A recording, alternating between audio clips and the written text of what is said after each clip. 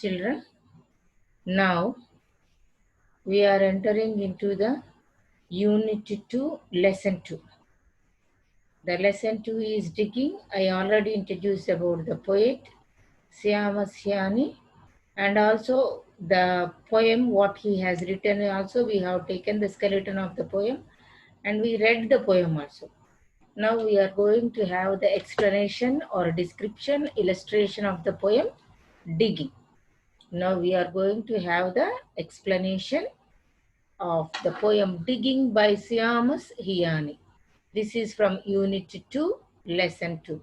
In Unit 1, that is totally prose, we got Shinish My Shield and why people really love technology.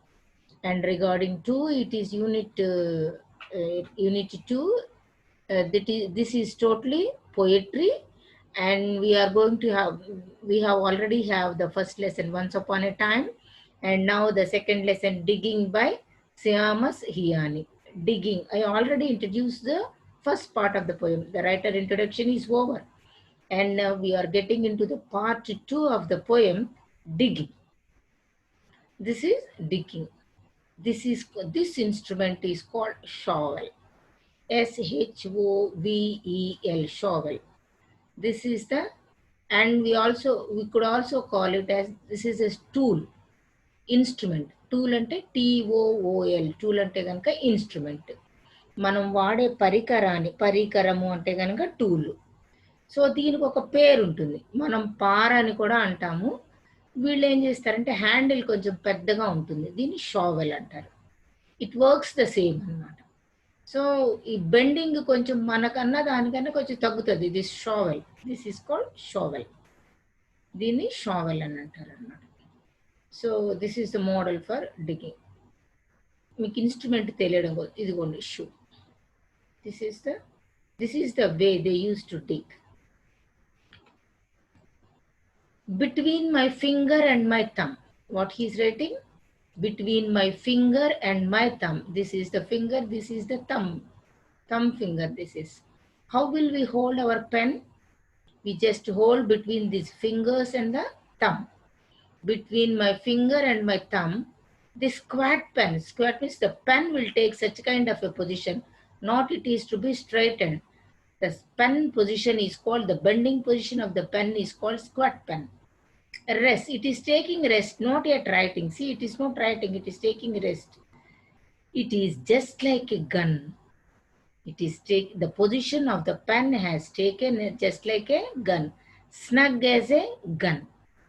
Under my window, a clean rasping sound. So when he has taken the position to take a write something, to write something, there is a sound for him. There is a sound. What sound it is? A clean rasping sound.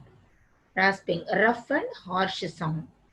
When the spade sinks into gravelly ground. ఎలాంటి sound వస్తుంది? ఈ spade గ్రౌండ్లోకి గుచ్చుకున్నప్పుడు ఎలాంటి sound వస్తుందో, తవ్వడానికి లోపలికి పెట్టినప్పుడు, such kind of a sound he is getting. The writer is getting such kind of a sound. అది ఎవరు చేస్తున్నారంటే ఆ పని? My father digging, I look down. So this is the position when the writer is writing the poem. So between my finger and my thumb, the squat pen rests snug as a gun. Under my window, a clean rasping sound. When the spade sinks into gravelly ground, my father digging, I look down. So the position where he has taken is somewhere in a drawing room, and he has looked from the window. The setting of the poem, we see the setting of the poem. The poem opens with the speaker at a desk. Where is the poem? The position of the poem is, the speaker is at his desk writing something. He is trying to write something, suggesting he is inside a room of some sort.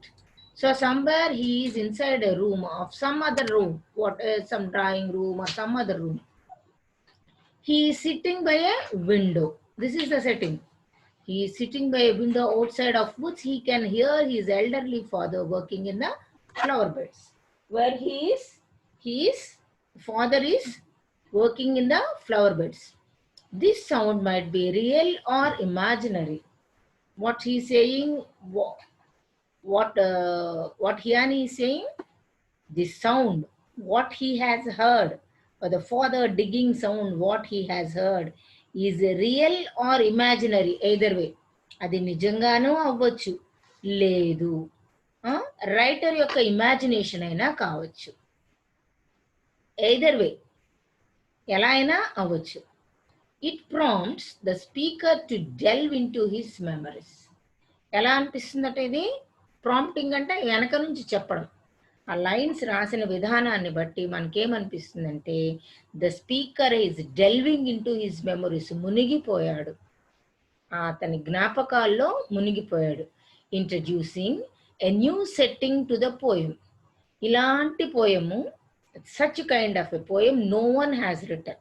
ఇలా ఎవ్వరూ ఏ writer రాయలేదు. Introducing a new setting to the poem. ఇలాంటి setting ఏ writer, no any writer, no any poetry writer has given such kind of a setting. Here he admires the way that his father and grandfather worked the land. ఈ పోయంలో ఆయన ఏం చేస్తున్నాడంటే he's admiring, ఎంత ఆశ్చర్యంగా appreciate చేస్తున్నాడు అనమాట. He admiring, is appreciating the way that his father and grand father work the land. Father grand father land కోసం ఎంత వర్క్ చేశారు అన్నదాన్ని అతను మళ్ళీ మళ్ళీ అడ్మైర్ చేస్తున్నాడు. దిస్ ఈస్ అతను ఇచ్చిన బ్యాక్గ్రౌండ్ అదంతా కూడా the reference to potatoes and turf. దీన్ని బట్టి ఏమవుతుంది, it is distinctly Irish. Totally the setting is of from Irish. Irish అని క్లియర్గా తెలిసిపోతుంది. The poem opens with an image of the speaker poised over a page. Poised means taking position like this. Poem setting open అయినప్పుడు ఎలా ఉందమ్మా? The poem opens with an image of the speaker. Speaker has taken this kind of image. He is ready. The speaker is ready. Poised means taking position. Taking position over a page about to start writing like this. He is ready to write. A pen rests. Pen ఏం చేస్తుంది? It is taking rest. Not yet writing. See, it is not writing. Between his fingers, implying, అంటే దాని అర్థం ఏంటంటే that he is quite comfortable with writing. So he is ready to write means he is comfortable with writing. At the same time, the pen is snug as a gun. No one has compared the pen as a pen with a gun. ఎవ్వరు కూడా అలా అనలేదు. ఏ writer కూడా పెన్ని గన్తో compare చేయలేదు. Here this unusual simile. Simile అని దేనంటారంటే అమ్మా అలంకారము. ఇప్పుడు ఆమె ముఖము చంద్రబింబము వలె ఉన్నది. వలె, ఆమె ముఖము చంద్రబింబము వలె ఉన్నది అంటే చంద్రబింబం ఆ ముఖం కాదు, ఆమె ముఖం చంద్రబింబము కాదు, పోలిక. దీన్ని మెటాఫర్ అని కూడా అంటారు. అలంకారాలు అంటే ఇది పోలిక. This unusual simile, gun pen. This unusual simile compare in line introduced after the caesura break. So after getting break, ఇక్కడ చూడండి a brief rest. break అంటే కనుక caesura అంటే brief rest.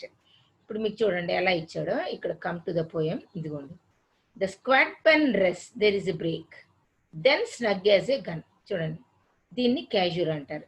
ఇలా బ్రేక్ ఇస్తే కనుక పోయంలో దాన్ని caesura అంటారు. ఇంట్రడ్యూస్ ఆఫ్టర్ caesura, బ్రేక్ అనొచ్చు, పాజ్ అనొచ్చు. దాన్ని లిటరేచర్ సాహిత్యం పరంగా అయితే కనుక దాన్ని క్యాష్యూరా అంటారు. సో దెర్ ఇస్ అందుకని అక్కడ బ్రేక్ ఇచ్చి అలా పెట్టాడు. ఎందుకంటే హీఈస్ కంపేరింగ్ ఇట్. నా పెన్ రెడీగా ఉంది రాయడానికి, కానీ ఎలా ఉంది? It is just like it is giving break to have a gun. This introduces a sense of tension. Pen గన్లా ఉంది అంటే దాని అర్థం ఏంటి? ఒక అమ్మ ఏంటి ఏమవుతుంది అని. Why it has become a gun? Such kind of a tensionable atmosphere. Guns of course do fit well in the hand and their use equally obviously. అంటే ఇది ఇలా అయితే అది అలా అవ్వడం అనడాన్ని ఆబ్వియస్ అంటారు. ఆబ్వియస్ అనే పదానికి ఎగ్జాక్ట్ మీనింగ్ ఏంటంటే అండి, ఇప్పుడు సపోజ్ ఒక చాక్ పీస్ మనం చేతితో పట్టుకున్నాం, జారిపోయింది. జారిపోతే can we imagine that chalk piece we could get it in the same way? No. Sure it will break down. ఇలా అయితే అలా అవుతుంది అనమాట. సో మనకి గన్ వాడు చేతిలో పట్టుకున్నాడు అంటే దాని అర్థం equal serious consequences. We imagine gun అంటే ఎప్పుడు కూడా we imagine to have a serious consequence. Of course it is equally obvious. So అతను ఏం రాయబోతున్నాడు? గన్ లాంటి ఏదైనా పేల్చే విషయం రాయబోతున్నాడా అని మనం అనుకుంటాం. Perhaps then this is certainly arguing that literature has tangible consequences too. సాహిత్యంలో కూడా ఇలాంటి కాన్సిక్వెన్సెస్ ఉంటాయి. గన్నును కూడా యూస్ చేసి సాహిత్యాన్ని అందంగా మలచొచ్చు అన్నది మనం ఇక్కడే చూస్తాం. And that the writer therefore occupies a position of responsibility. ఇక్కడ అతను పెన్నును గన్నుతో కంపేర్ చేసినప్పటికీ కూడా by the end of the poem we see how the literature has a tangible consequences to have some responsibility with the simile and caesura. చిన్న simile తోటి, చిన్న క్యాషురా తోటి తనకున్న రెస్పాన్సిబిలిటీస్ని ఎంత అందంగా ఎక్స్ప్లెయిన్ చేస్తాడు పోయిట్. చూడండి. Till his straining rump among the flower beds. అతను ఏం చేస్తున్నాడు father? He's digging in the flower beds. Bends low, dig చేయాలంటే ఖచ్చితంగా వంగాలి. Comes up 20 years away, stooping in rhythm. Stooping అంటే వంగడం, స్టూప్ అంటేనే వంగడం. స్టూపింగ్ ఇన్ రిథమ్, తవ్వాలంటే ఏం చేయాలమ్మా? రిపిటేటివ్ థింగ్ అది. మళ్ళీ మళ్ళీ మళ్ళీ వంగాలి, మళ్ళీ లేగాలి, మళ్ళీ వంగాలి, లేగాలి. స్టూపింగ్ ఇన్ రిథమ్, ఆటోమేటిక్గా అది రిథమిక్ అయిపోతుంది. Through potato drills where he was digging. అలా అలా ఒక 20 years బ్యాక్ వెనక్కి వెళ్ళి గుర్తు తెచ్చుకున్నాడు. ఎవరు? రైటర్. రైటర్కి ఏం గుర్తొచ్చింది?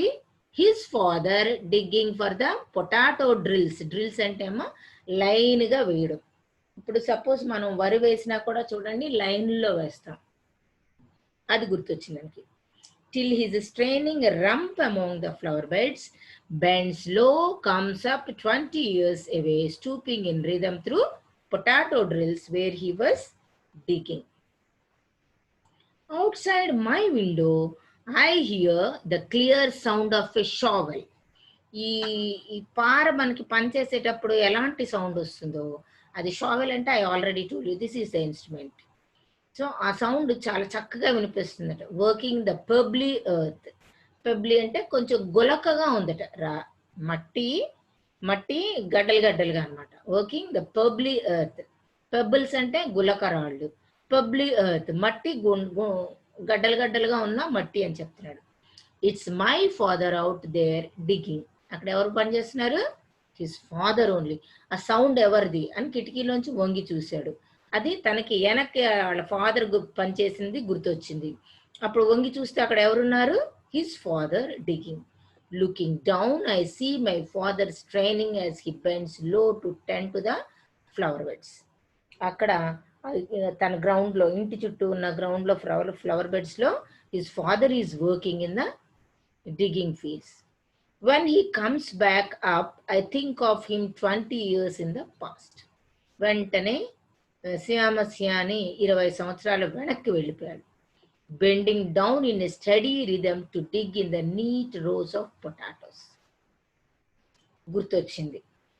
వాళ్ళ ఫ్యామిలీ దాని మీదే బ్రతికారు. యాక్చువల్గా ఏమవుతుందంటే అమ్మా, ఈ పొటాటోస్కి కరువు వస్తుంది.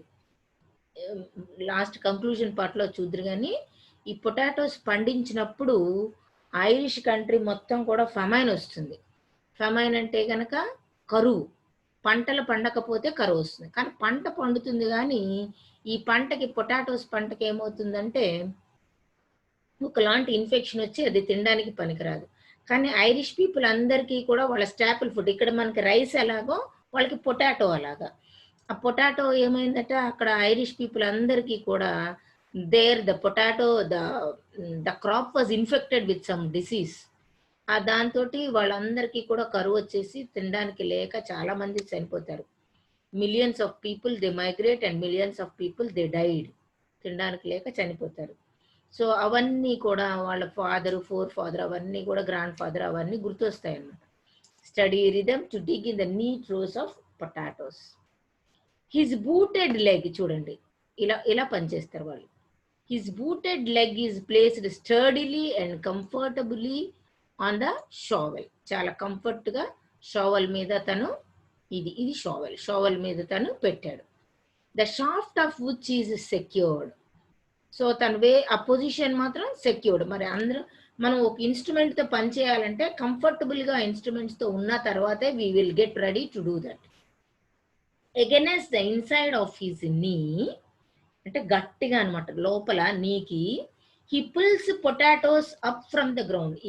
ఇది దీని లోపలికి దించి ఇలా వెనక్కి షావెల్ని వెనక్కి ఇలా అంటాడు. అప్పుడు ఏమవుతాయి, పొటాటోస్ పైకి వస్తాయి. and then digs deeply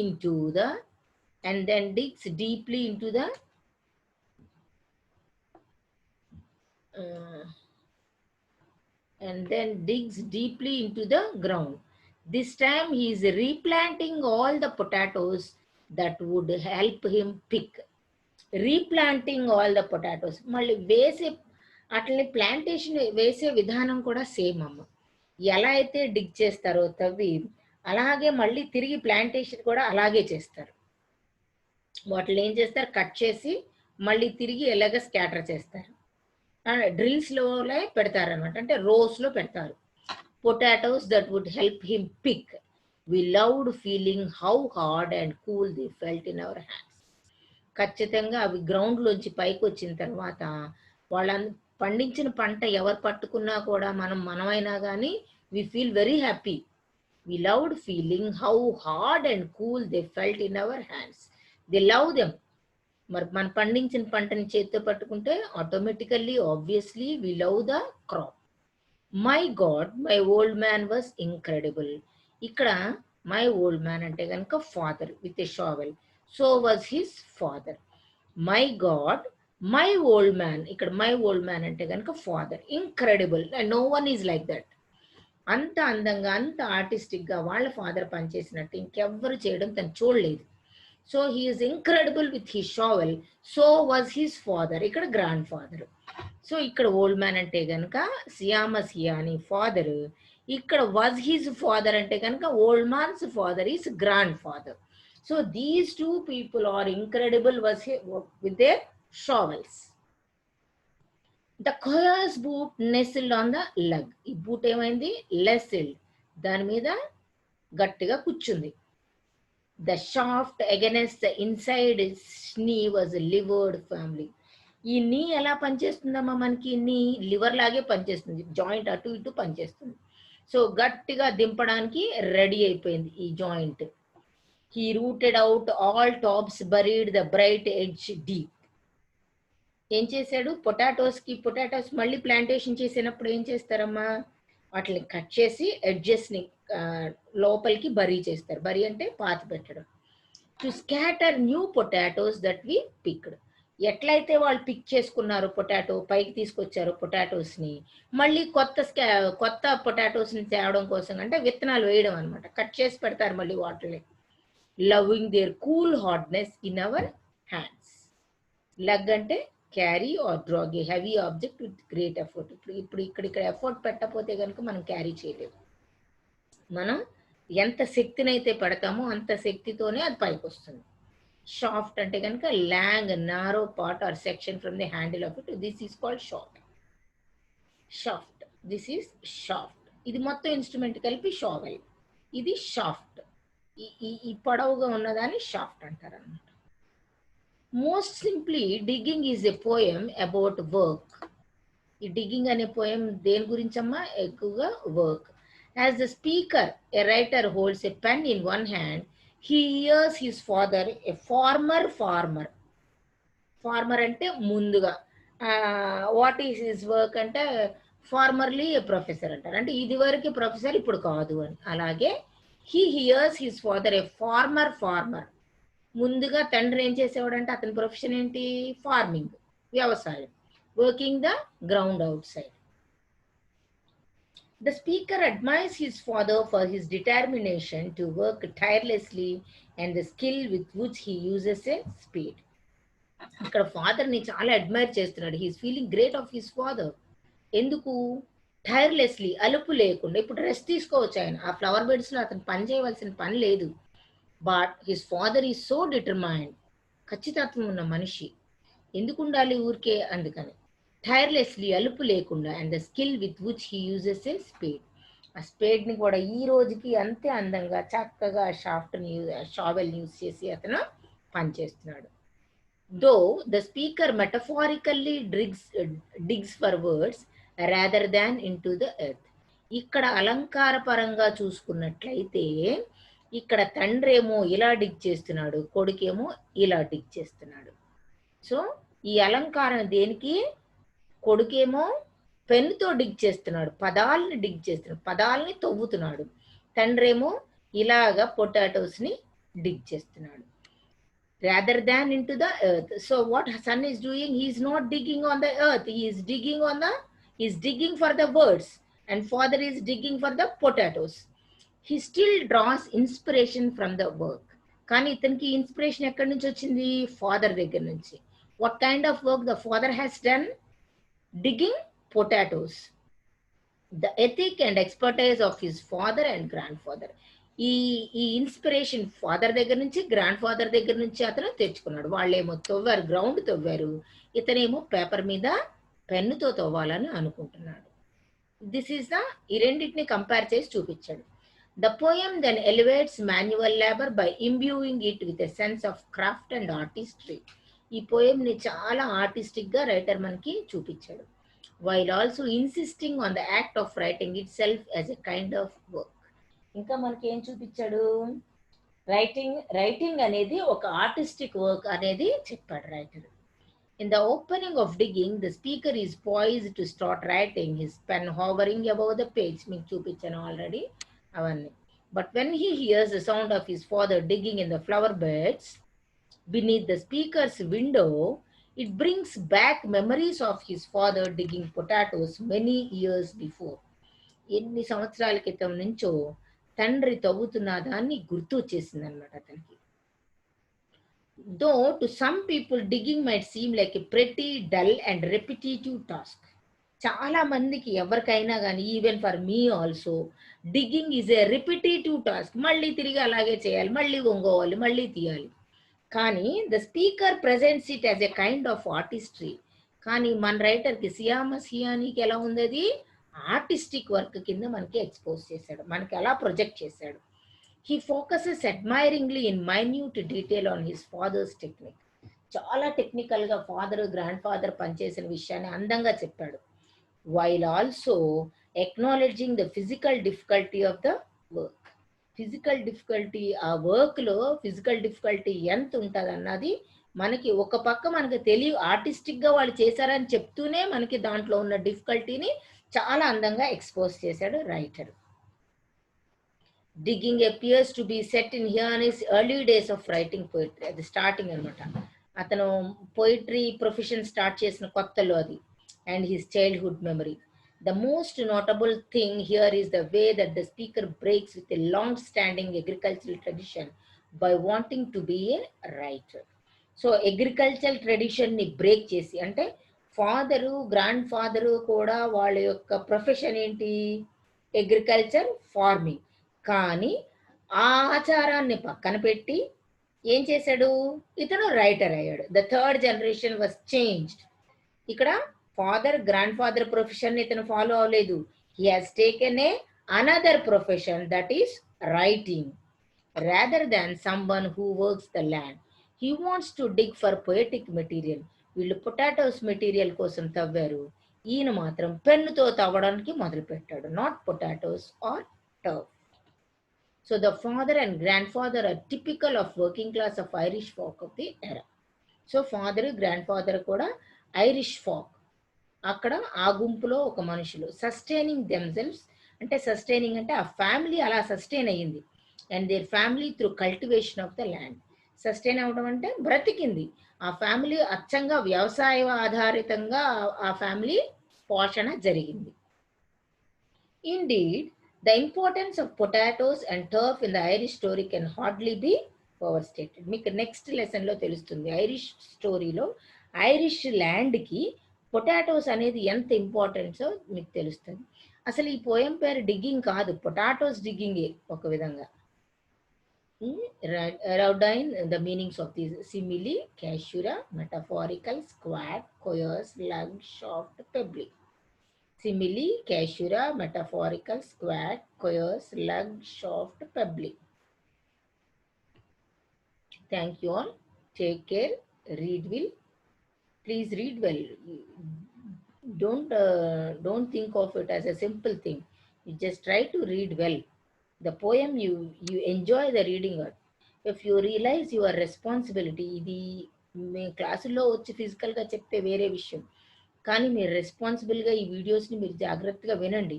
you will realise your destiny. మీరు ఈ వీడియోస్ని రెస్పాన్సిబుల్గా ఫీల్ అయ్యి వింటే కనుక మీ గమ్యాన్ని మీరు చక్కగా అందంగా చేరుకోగలరు. మీ గమ్యం ఏంటి? You have to complete your degree with good marks. So it's easy destiny. మీరు టైం వేస్ట్ చేసుకోకుండా ఈ రెస్పాన్సిబిలిటీని మీరు రియలైజ్ చేసుకొని take care all of you.